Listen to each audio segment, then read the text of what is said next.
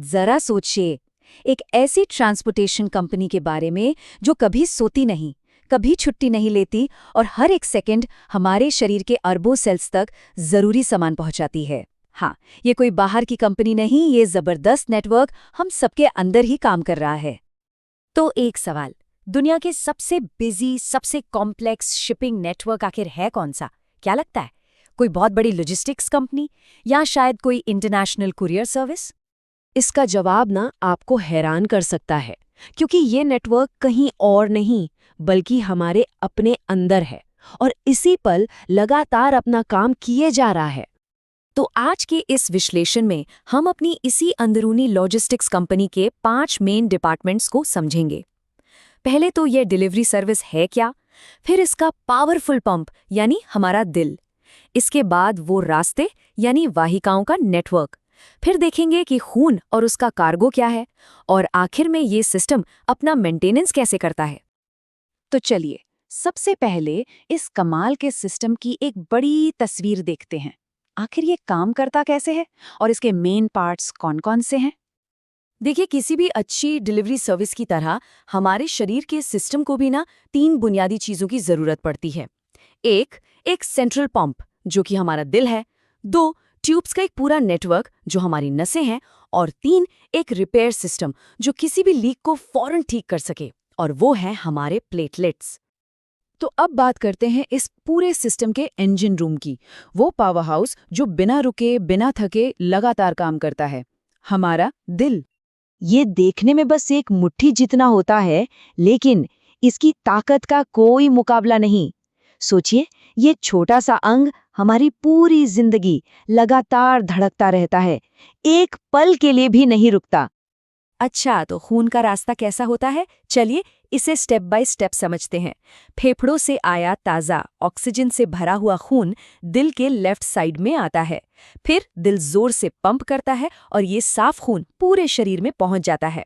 जब शरीर की सारी कोशिकाएं ऑक्सीजन इस्तेमाल कर लेती हैं, तो वो बचा हुआ, कह सकते हैं गंदा खून, दिल के राइट साइड में वापस आता है, और फिर दिल उसे वापस फेफड़ों में भेज देता है रीफिल होने के लिए, और ये साइकिल लगातार चलती रहती है।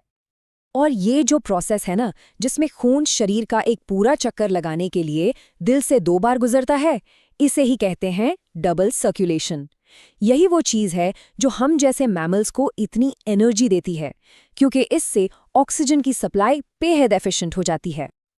और यहाँ देखिए, ये टेबल कितनी अच्छी तरह से दिखाती है कि ये कितना बड़ा फायदा है।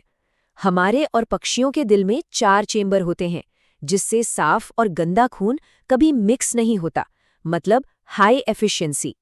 वहीं मेंढक या सांप जैसे जानवरों के दिल में 3 चेंबर होते हैं, तो थोड़ा बहुत मिक्सिंग हो जाता है, और मछलियों में 2। तो हमारा 4 चेंबर वाला दिल एक तरह से टॉप मॉडल है। ठीक है, तो हमने अपने सिस्टम के पंप के बारे में जान लिया। अब चलिए उन रास्तों को देखते हैं जिन पर ये सारी डिलीवरी होती है, मतलब हमारी खून की नसें। तो हमारे इस नेटवर्क में 2 तरह के मेन हाईवे हैं, धमनियां यानी आर्टरीज और नसें यानी वेन्स।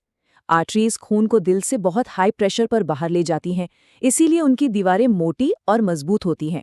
दूसरी तरफ वेन्स कम प्रेशर वाले खून को वापस दिल तक लाती हैं, इसलिए उनकी दीवारें पतली होती हैं और उनमें छोटे छोटे वॉल्व भी होते हैं ताकि खून पीछे की तरफ ना बहे।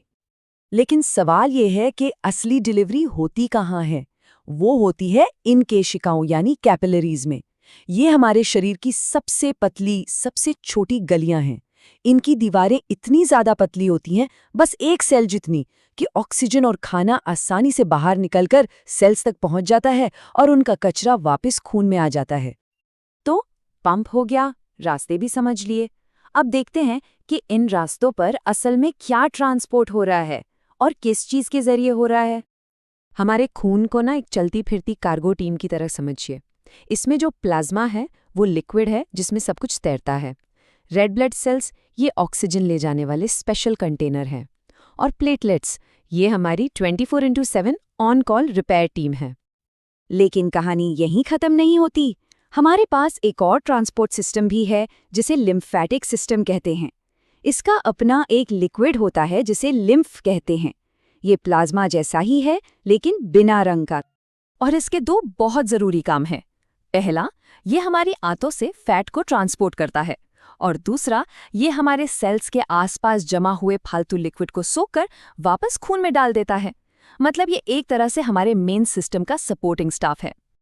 अब सवाल ये उठता है कि इतना बड़ा और कॉम्प्लेक्स सिस्टम ये अपना मेंटेनेंस कैसे करता है और हम इसकी परफॉर्मेंस को मापते कैसे हैं?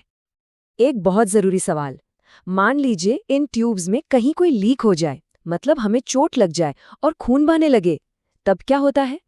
बस यहीं पर एंट्री होती है हमारी इमरजेंसी रिपेयर टीम की, यानी प्लेटलेट्स की। जैसे ही कहीं कट लगता है, ये फौरन उस जगह पर पहुंचकर एक जाल सा बना देते हैं, जिसे हम क्लॉट या थक्का कहते हैं। इससे खून बहना बंद हो जाता है और सिस्टम का प्रेशर भी मेंटेन रहता है। और इसी प्रेशर को मापने का जो तरीका है, उसे हम ब्लड प्रेशर कहते हैं। ये हमें बताता है कि हमारा पंप यानी दिल कितनी मेहनत से काम कर रहा है।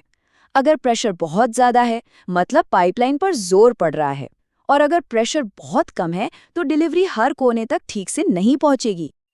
तो जब हम ब्लड प्रेशर की रीडिंग देखते हैं, तो जो पहला नंबर होता है यानी सिस्टोलिक प्रेशर, वो उस दबाव को दिखाता है जब दिल सिकुड़कर खून को बाहर पंप करता है। नॉर्मली ये 120 के आसपास होता है। और जो दूसरा नंबर है यानी डायस्टोलिक प्रेशर, वो उस दबाव को दिखाता है जब दिल दो धड़कनों के बीच में आराम कर रहा होता है। ये आम तौर पर 80 के आसपास होता है। तो ये है हमारे शरीर की वो कमाल की डिलीवरी सर्विस, एक ऐसा सिस्टम जो इतना कॉम्प्लेक्स है फिर भी इतना शानदार तरीके से काम करता है। और ये हमें सोचने पर मजबूर करता है कि इस नाजुक और ज़रूरी सिस्टम को जिंदगी भर ठीक से चलाने के लिए आखिर क्या करना पड़ता है।